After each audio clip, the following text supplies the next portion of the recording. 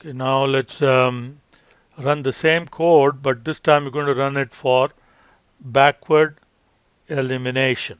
Okay, so I'm going to copy paste these 4 lines of code first.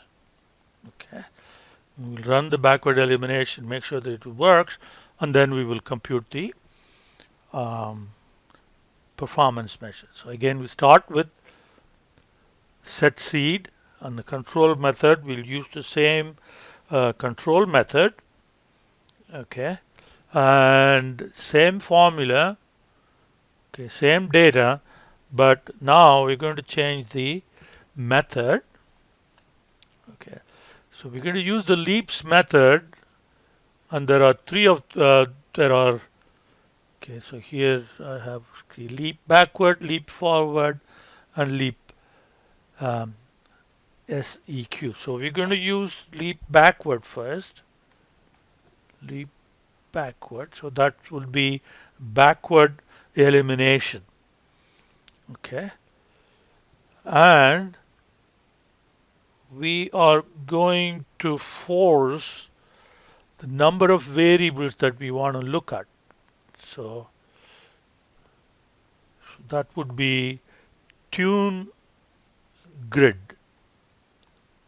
So what we're going to do is we're going to specify we want models of size 5 or what So here we're going to look at size of NV max, number of variable maximum. Okay, so we're going to say we want 1 to 5. Okay, now we want these results to be saved in a data frame, so we specify data frame of that, and then we need a comma there for it to continue to the next line. So tune grid equal to data.frame and vmax equal to 1 to 5. Okay, all right, so now we have cross validation and backward, so we'll call this result car.cv.back. Okay, and then we'll look at the summary and then see what's going on. Okay, so seed, control, and then the training. Okay, we'll run these 3 lines of code. We're not going to use summary. Okay, there is a different code that we have to use in the case of leaps. Okay, so we run this. Okay, so now after that, you look for results. Car.cv.back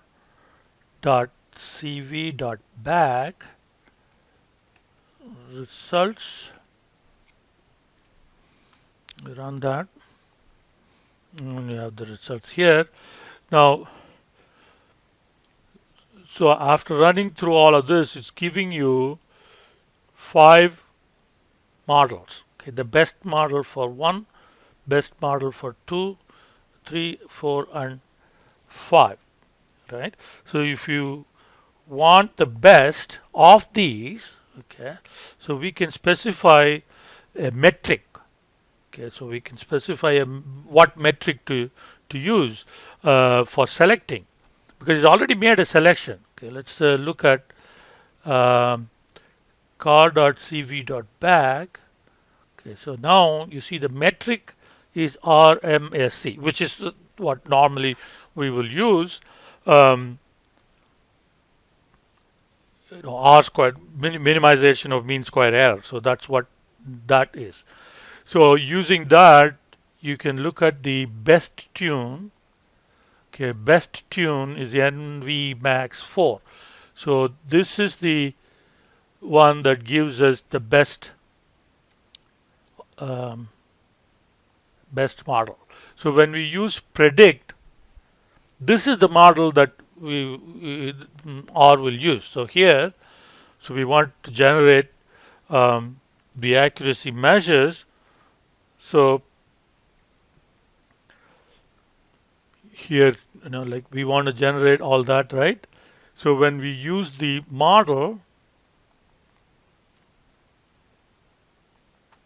okay, to predict. So here we have to, unlike previously, we have to, so we'll call this back, BK for backwards, right? Okay. Now, we're not going to have the predicted values, okay, for train like we did before. So for validate, we never had it.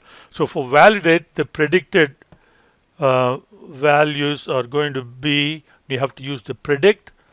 Now, car.cv.back, and when it uses back, it's going to use the model with 4 variables because that's the best one, right? So now we have to use the same predict for train as well. Okay, so I'm going to copy paste it over there. Okay, so you have to predict, we have to use the same backward, but the new data will be train.df. Okay. Remember, we used car.select for the entire data set to generate the model. So we have to compute the predictions separately, and then we can do, so we have to change this to BK. Okay, so that will get you the accuracy. So this will be 4. Okay, and let's call train.bk and valid.bk, and we will print that. Okay, so let us first run these 2 lines of code to make sure that our values are there. So predict bk, so all of them there, and then we will run this line of code, and we have the answers here. Okay, now one last thing. Okay, so we will add metric, the other metric that the train function allows is mean absolute error. So that's like mean absolute deviation, MAD, but the terminology used is MAE here, as you can see that. All right, so again, let's run starting from seed. Okay, so now if you go to car.cv.back, then you'll see the metric is MAE, and the best tune, well, it's still 4. So